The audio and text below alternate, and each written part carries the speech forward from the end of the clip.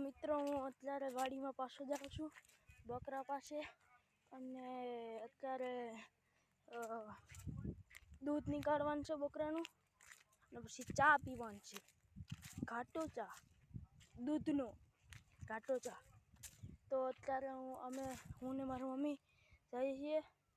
બકરાને નીકાળવા અને ઓલા બેન હે ને જે બકરાના જે ઓનર એ